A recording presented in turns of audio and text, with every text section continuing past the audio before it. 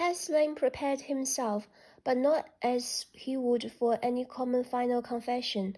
The cult of Sigma often received last testaments from dying men, promising them Sigma's blessings on their journey to the land of Mo. The ceremony was relatively simple, but often the man receiving the blessing had traveled too far on their journey to understand much of what was said. Sometimes he had something he needed to say, a long-held secret, which had ceased to be important to anybody but its bearer, an evil deed, perhaps, a disloyal act, or a petty criminal doing. Whatever the exact nature of the event, each man amputated the memory and gave it into the keeping of the priest, so the doing would not accompany him into the next life. Caslin had heard many sordid and foul acts recounted to him in this manner, but they seldom made an impression on the aging priest.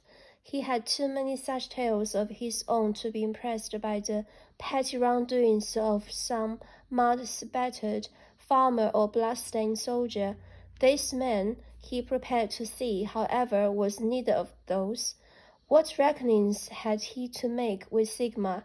Caslin, dressed in his ceremonial garb and ready to receive his dying visitor, revealed what he knew about the man. The Tilling wasp, so called because of a supposed mastery of the vile arts of brewing and administering poisons. The wolf in the fold, or the thousand faces of Margarita. He had these names apparently because of an ability to disguise himself with consummate skill and infiltrate his victim's camp. For this he was perhaps most famous, and there were numerous stories of this duping this guard or that official. The stories were often recounted as humorous rhymes, idle entertainment, and each ended with a corpulent public official having his throat cut or his belly stuck. One could make jokes out of the deaths of fattened bureaucrats as few cared for them, but Caslin knew the truth was more grisly than such tales allowed. Another name this man had acquired was the coffin builder, because of the sheer volume of murders attributed to him in a career which spanned almost 20 years. Everything known about this assassin was premised with perhaps or supposedly, and almost nothing was held to be indisputable fact. No one knew his real name, and nobody could recognize his face for what it was. That, thought the priest, was about to change. The boys carried the man into Caslin's private suite and laid him on a divan. The couch had been covered with a canvas curtain to protect it from the blood, which stained the boy's white robes and bare arms in generous brush strokes. Caslin, not normally one for humorous comment, was unusually buoyant, commenting that the two boys were perhaps alone in having receiving wounds from the Tilling wasp, and lived to tell the tale. There was little laughter as the boys retreated, and Caslin pushed the heavy door closed. The man spoke before the last echoes of iron and wood had been swallowed by the woolen mats and velvet curtains. "Father, I've come to make my peace." The voice had a sheathed edge about it. Caslin steadied his own voice. "You can find here what you seek. I know it to be true. It cannot be given by any man. You alone, Father, can give me peace." The man's words were chosen carefully. "You are a man surrounded by much evil, but perhaps we need not speak of it all. What would you have my ears hear and my heart absolve?"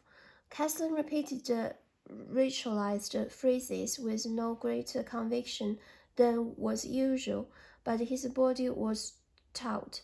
"Father, I wish to tell you of how I came to kill priest."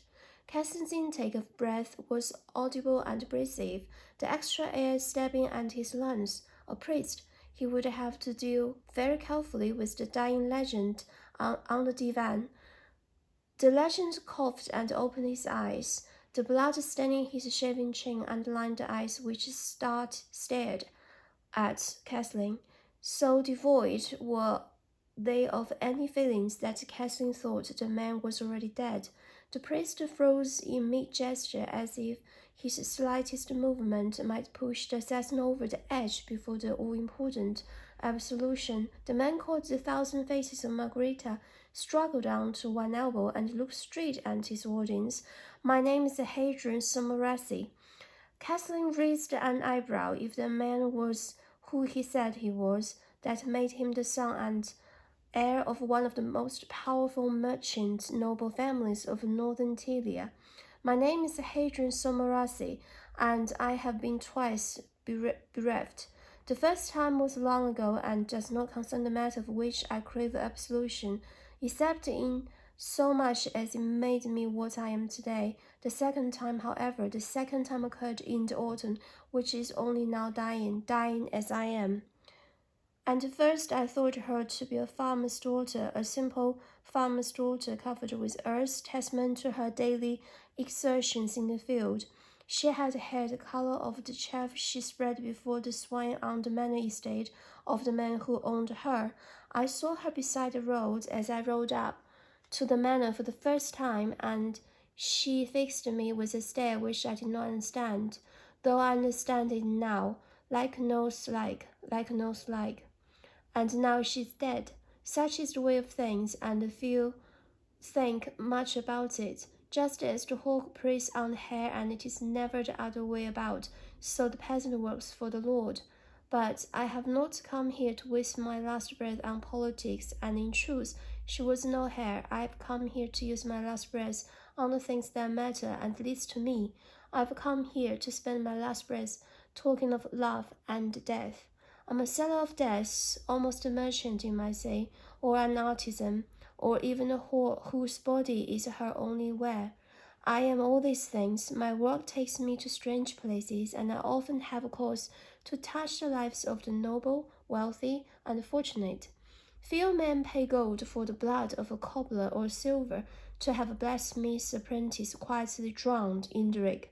The Count of Fidorf, a polecat of a man, maintained a manor house outside of town of the name, for which he had nominal responsibility. A man had found one of my men in Nam, and got a message to me, 12 ingots of Black Mountain's gold for the death of the Count. The gold safely in my vault, for I never extend the privilege of credit. I travelled to Fildorf, adopting the guise of a trap of wolves, a subject I knew very little about, though I was to learn more. Once in Fildorf, I took up residence in a boarding house of roaches and wenches, and went to work. It was a simple enough matter to steal a horse and ride out to the estate each night. The Count's personal security was extensive. A polecat, but a paranoid one. His underlings were more accessible, however. The Count's chief man, Castellan, and the gamekeeper was a grisly paladin named Hugo. The Count flocked straight on the hillside, while Hugo plotted to increase his consumption of Bretonian cakes, or pursued some similar activity. For 4 nights I crept close to the flock, stealing a lamb. I would wrap the struggling creature in my cloak, and carry it away, so its noise would not wake the dogs. Here my plan almost faltered, for I could not bring myself to slaughter the animals with their fleece still yellow from their birthing. They were guilty of nothing. All my victims are guilty of something. Whatever you may say, you choose to be the killer's victim. I left the lamps in my rank room, where they consumed the straw mattress and soiled the floor. Similar behavior to most of the patrons of establishment. Each morning I stood on a crate in the market and plied my new trade. A wolf trapper I was, on the trail of a rogue female, a killer from the north, a huge brute of a creature which had taken halflings from out of their houses. I made the creatures into a fearsome scourge for the whole district. Many farmers' woes were no doubt erroneously blamed on this fictitious blight, and some even sought to hire me to rid them of it. My fee was correspondingly high enough about poor shepherds who could not afford my services. You may imagine that I found the work tiring, but there is an easy calm in playing out my strategies, and I found great delight in the invention of tantalizing detail. Eventually it happened. Hugo waddled into the square escorted by one of the Count's men. The duel approached me, and after a brief haggle for the price, which I pointedly refused to drop, engaged me to kill the wolf which had been taking their lambs. I was given lodging in the servants' quarter on the estate, a pallet on an earthen floor. I have slept in worse places, and I have lain between silken sheets. My unique profession has given me the opportunity to learn about the ways others live their lives, miserable and bleak, often before I take those very lives. Take them and break them. But I'm not without compassion, as you will see. As I've said, I saw the girl as I rode in, and her face stayed with me, though I did not know why. My plan was simple: to range the estate, making show of setting snares during the day and to scout by the night, and decide on the best way in which to gain entrance to the Count's wing.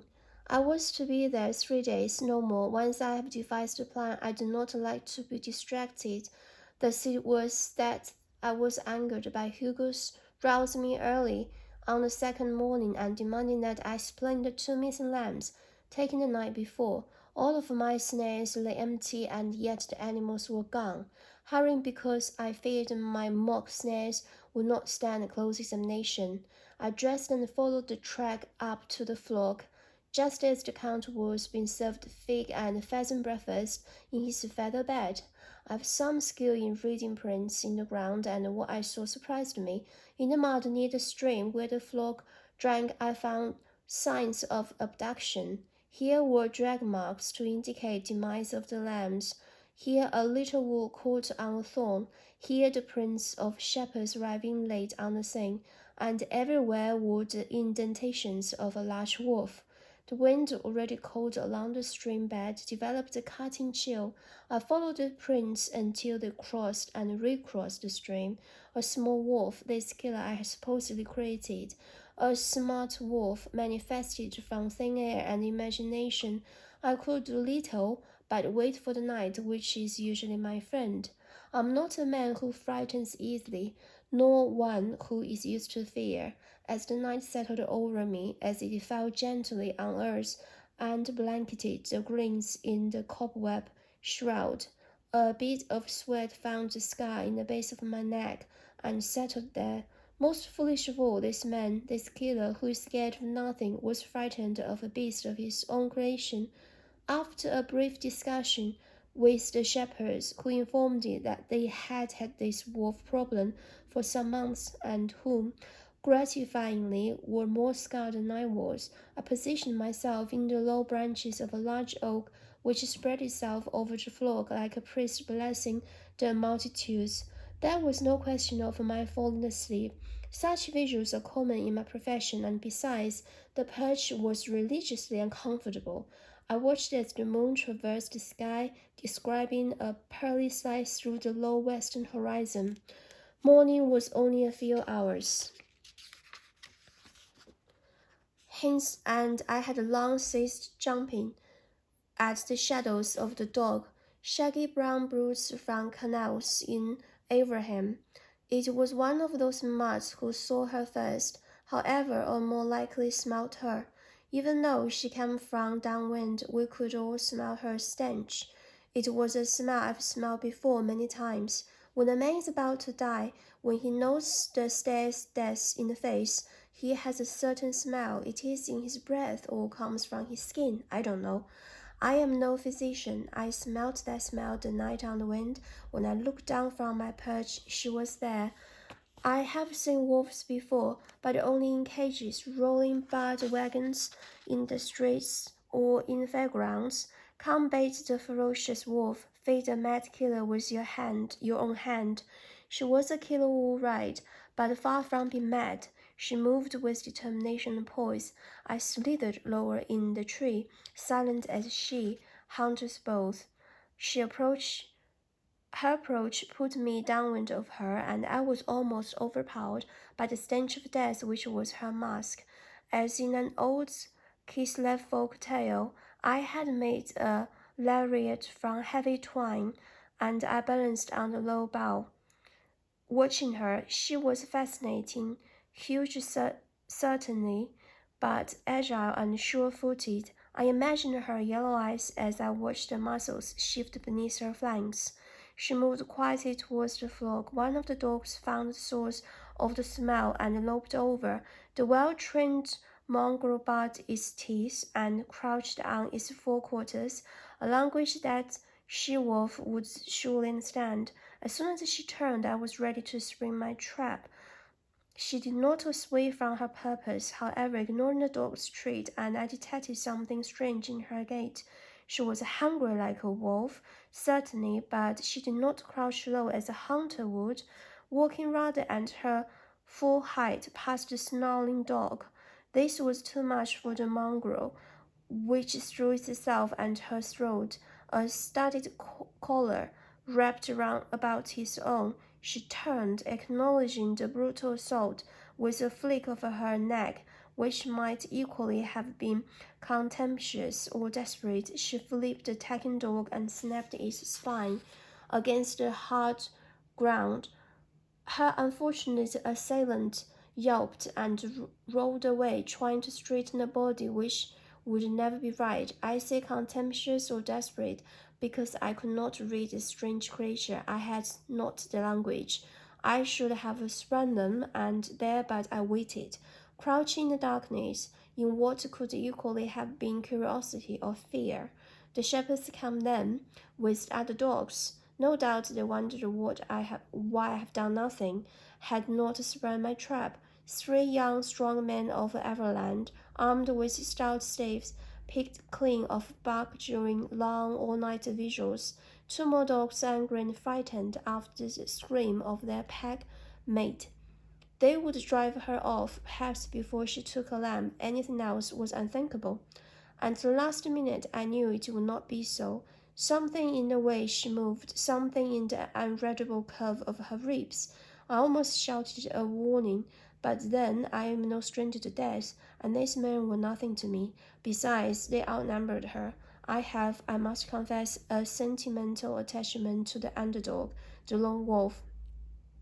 What followed was a lesson for a killer in killing. Again she waited until the last instant, turning as the 2 dogs came crashing with their heavy skulls, setting a charge. She rolled to the side and opened a gash on the flanks of the closet, one with her bottom jaw, sending her victim in a scathing skid down the stream bank. Before the other dog could recover her, she was on her feet and charging herself. She ducked under its guard and clamped her maw about its neck, spinning the animal in the air and crashing sideways into rock. The dog coughed once and lay still. The shepherds paused, fear and anger competing for their countenances. Anger won, as it so often does with younger men. They gripped their sticks tightly and strode in, the lariat hung loose in my hand. She turned to look at the man, and to my surprise, she called. She looked away and lowered her tail, which flicked like a flame above her hind legs. The man rushed her, and I read the signs, and only instant before her ruse was revealed.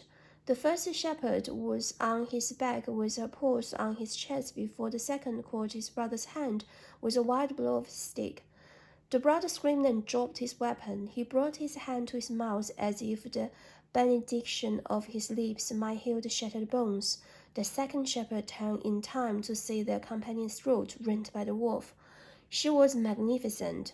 I stood as I might in the theatre, watching the players enact a drama of such intensity that I dared not shift lest I disturbed their concentration. The other 2 stood together, defensive now, not believing what they knew to be true. She circled them once, slowly, and then rushed in, felling them with an axe-like blow of her head.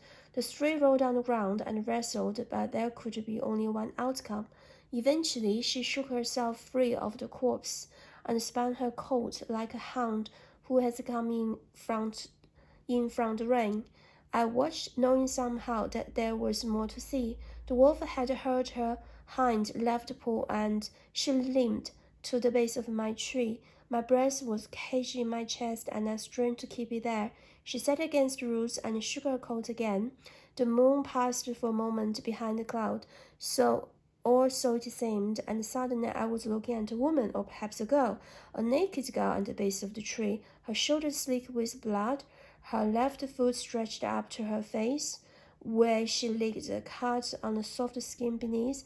I stayed silent thus far, but on this transformation I let the light escaping from my lungs in a rush and gasped for some to replace it. The girl's head snapped up and our eyes met, as they had met before. I understood her gaze then, as I had not before. A killer looked at a killer, knew like. In an instant she rolled, and before I could say anything, least of all that I intended no violence to one so magnificent, she was gone. She sped across the field, once again looping, once again perfect. I crept back to the manor slowly, avoiding the blackest shadows, shaking my head as if to dislodge the images of the night from my memory. When I woke late the next morning, however, they remained as clear as the day which greeted me. After that, my elegant plan had to be postponed, and the count's security was doubled. They found the bodies of the 3 shepherds and the prince in the ground were clear enough that even fat Hugo could read them. "Werewolf," he said, grimacing as if he had put his toe into a bath too cold to sit in. What angered me as I stood there, not far from the tree in which I had perched the night before, was the man's demeanor, an assumption of superiority over something he could never hope to understand. From that moment I decided I was on her side. Wild, frightened, perfect killer over fat, tame gamekeeper. After we held a solemn meeting about the best way in which to trap the ferocious beast, my contributions were fatuous and deliberately impractical. I went to seek her. The farmers and the workers on the county estate lived in the village outside the walled manor, a collection of huts and thatched cottages huddled around the mill as if they wanted to take up as small an amount of the count's fertile fields as was possible. I felt eyes regard me from dark windows as I walked up, stopping periodically to beat the sticky mud from my boots with a switch of hedgerow. She was not hard to find. I asked a few questions, not to be denied. This man from Manor. 2 answers I got were not cooperative, but the villagers said more than they meant. I found her drawing waters from the well. She saw me and dropped her bucket, ducking behind the barn. I followed as quickly as I could, and this time managed to say that I meant her no harm. She knew what I knew from the way I looked at her. It is always in the eyes. She went inside the barn, and I stepped in after her, waiting for my eyes to adjust to the darkness. Divided by slices of light between the planks, I smelled hay and her. The wolf's attack took me by surprise, and I was lucky to have straw to fall on. She was on me, and I remember clearly enough the fate of an exposed neck to those straws. But I'm not a gormless shepherd boy. I brought my knee up into the creature's chest and gained my feet in time to meet another leaping assault. This time I pivoted on one foot and lashed out with the other. The maneuver cost me my balance, and I once again tasted the hay, but my boot connected with the wolf's ear and sent it sprawling. I leapt up, spitting dust, and faced her again. She shook her muzzle, trying to dislodge the straw and a bird which had stuck there, and I laughed. It seemed we both have reason to regret this battle already. I sounded more confident than I felt, but such deception are my meat and drink. While we studied each other, I was unclasping my cloak and searching the room for a weapon. Must we fight until one of us, most likely my good self, is cold meat? There was a pitchfork holding up the hedge, wedged between 2 beams above my head. My pleading words having little effect, and she lowered her head and crept forward into optimal pouncing range. I watched her eyes. It is always in the eyes. Hers were yellow and savage, pools of amber malice, but there was a softness as well. I looked harder and almost fell into her trap.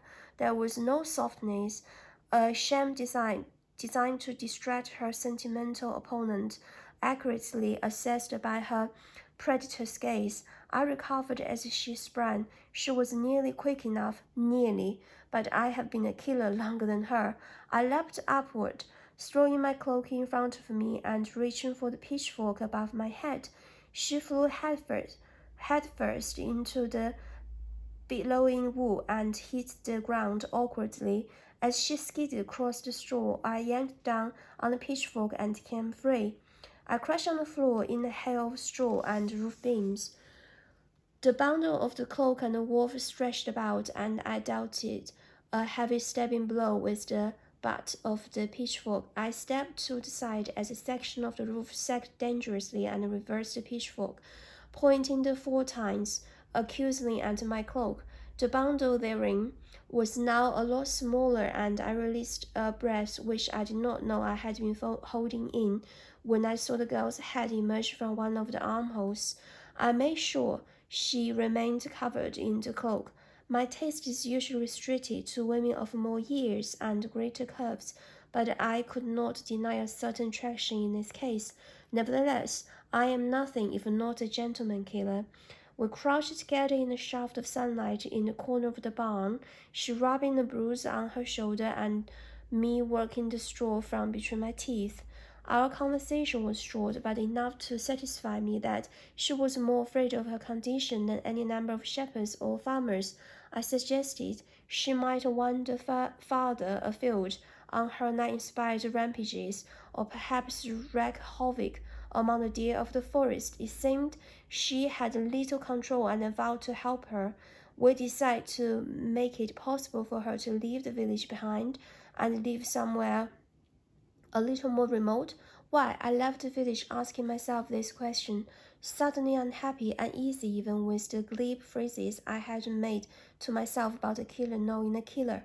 Certainly there was that. Perhaps I saw a little of my younger self in her savagery, and I wished to help her over the hurdle from random savage into refined artist of death.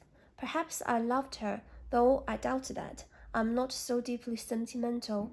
Whatever the reason, I had determined to help her and would have proceeded along the simple course we had devised, returning them to my employer's task, except that things did not happen that way. Holy Father! Another character enters on the scene of this little tale of mine, Revered Castling, and writes a chapter whose authorship I will rule until my death. That character and that author is you. Castling stood quickly, his heavy robe dropping from his knee to brush the flagstones. The killer on the divan looked at him. I have watched you as I told the tale, and you knew from the beginning that it was your story, yet you listened. I had counted on your vanity as sure a thing as any. He smiled, mouth like a wolf's.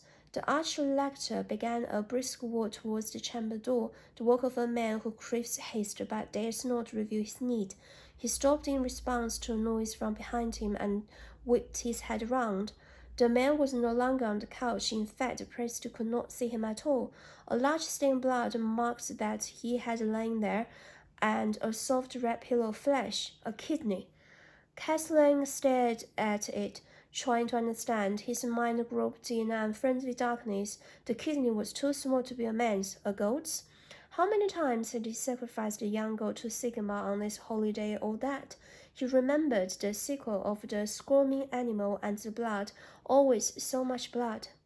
The understanding of the rules came upon Castling slowly but powerfully, not to be denied. His face twisted in alarm, and he spun around. The assassin stood between him and the velvet bell pull which would summon his guards. He had divested himself of his bloody cloak and stood whole and hearty, his face sporting a victor's smile. Castling lunged for the door, and the killer dropped low, lashing out with the toe of his boot and catching Prince in the knee. The aged lector met the flagstones heavily and released the gilt velvet curtains. The thousand-faced Margarita stepped forward and gave the curtains an authoritative yank. They fell, collecting in a heap above the struggling priest. The assassin rolled the priest with his boot several times until he was cocooned in velvet. He gave the region containing Catherine's head a solid kick, and the muffled cries ceased altogether. He then straddled the velvet grab and sat heavily. For a second, bizarrely, he adopted the posture of a knight on horseback, hands on imaginary reins, and rocked his hip to the imaginary reins of an absent charger. This seemed to abuse him for a short moment, but then his face turned serious. He reached into his boot, removing the shortest stiletto. The tiling wasp leaned forward with his sting and began to cut a small window into velvet wrapping. Eventually, he supposed the arch-lector's distressed face and made a warning gesture with the blade, telling the priest that he would end his life at the slightest cry for help. Your impatience is disappointing, Caslin, and now you will not hear the end of my story, a story which you wrote part of yourself. Although I am writing this chapter, the last chapter in which you appear, I told you that I must confess how I had killed the priest.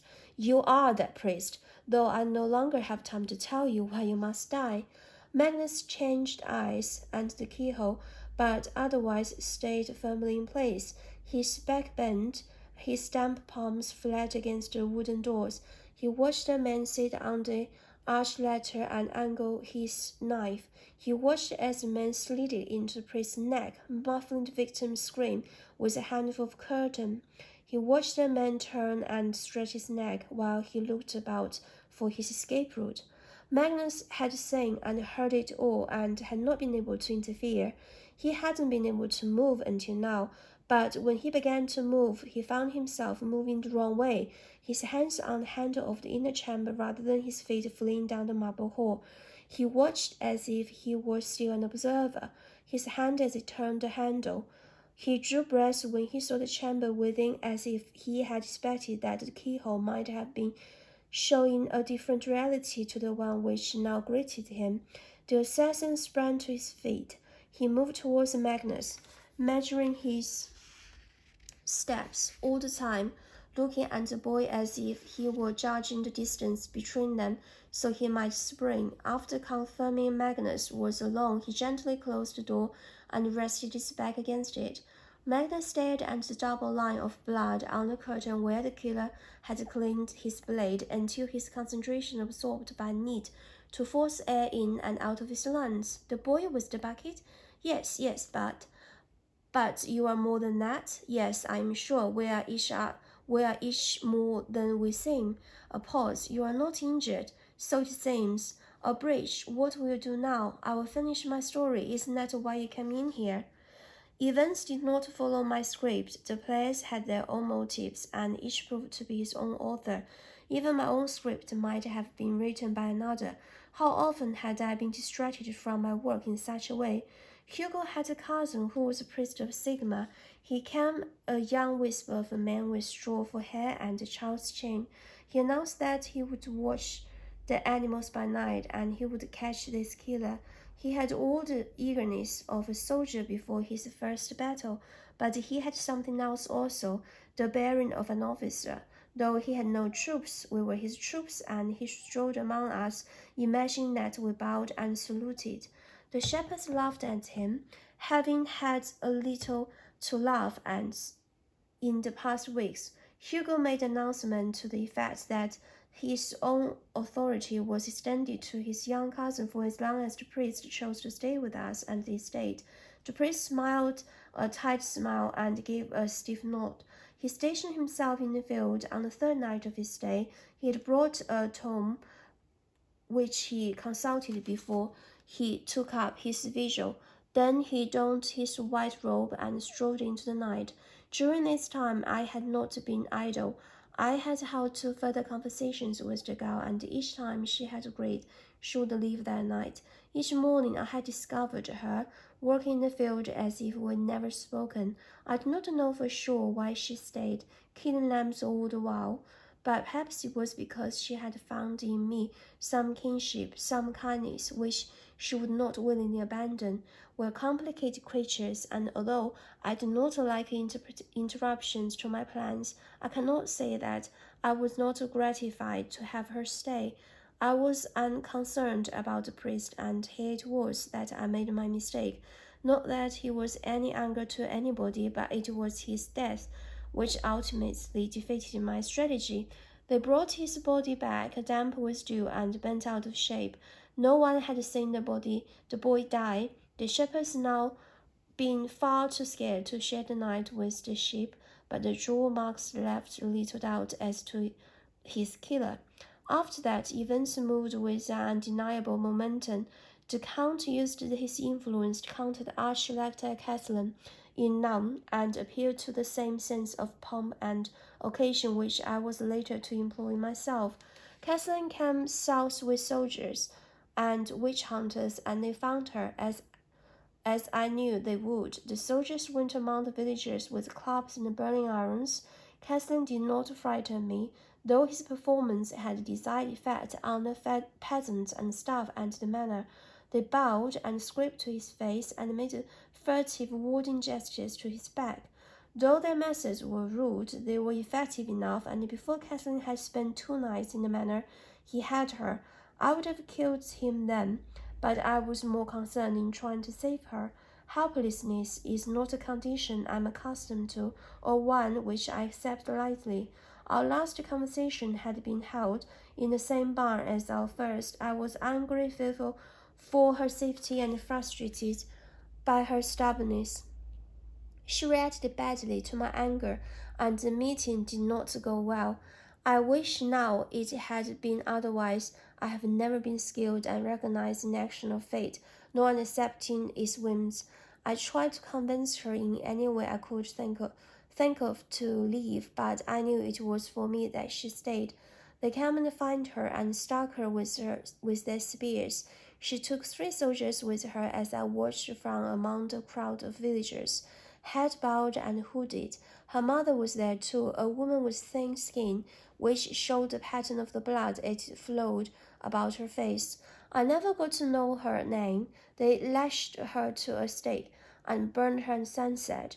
My helpless fingers stuck into my wrist, and I made a quiet vow. The tattooed body took some hours to burn and produced an oily smoke, which caused the onlookers to cough and shield their eyes. Castellan spoke a prayer to Sigma, an obscene stave, full of polite hatred and self-satisfied gore, standing with one foot on the ashen skull. I killed a soldier that night. I don't know his name. It is not a deed of which I am proud. I took him as he slept and mixed my tears with his blood. In the morning I gathered her ashes in a sack from the ruined barn and commended them to the forest.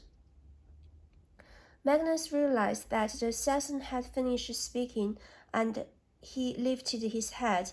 The killer was wiping his cheek with a corner of the velvet curtain, cleaning away what might perhaps have been a tear. He stood and looked directly into Magnus' eyes. The stare was not comfortable. So that is my tale, said the tittering wasp. Here lies perhaps my greatest skill, and I feel little satisfaction. You are almost a priest. Can you tell me why? Magnus chose his words carefully, grinding his sweating fingers against each other. I do not wish, sir, to be one of your kills, even one of the least. I have seen what happens to those who hear your confessions. Dawn cloned and the crack beneath the door. Perhaps, however, I may venture, you have seen a little of what others see in death, or perhaps you know that you cannot but kill, even if you would rather love. A moment of contemplation. The time it might take for a tear to fall from night to flagstones. If there was such a tear, no more nonsense. The assassin said plainly, I go now to pursue my lucrative trade, leaving you as the only one to have seen me as I am and live. Why? Because I may. You ask a lot of questions, boy. I have another word of the Count. He still lives. I go to visit him now. What shall my rules be this time? Sir, how am I to console you in these matters? One who can even disguise himself as himself. Hugo beat upon the Count of Fido's door with fat knuckles. Two men were standing there in the late morning, the stone chamber which attended the Count's inner door consumed by their combined bulk. Hugo's girth was natural, but the other figure wore the hooded robes of priest of Sigma, and judging by their ornate finery, an important one at that. Awaken, sir, the wheedling voice pleaded. Hugo, a man trapped between two superiors, whose wishes were in conflict. I would not disturb you, sir, so early in the day, but I am sure you would wish to receive so esteemed a visitor. The answer from within a bark of inquiry. Who is it, sir? Why kissing the arch lector?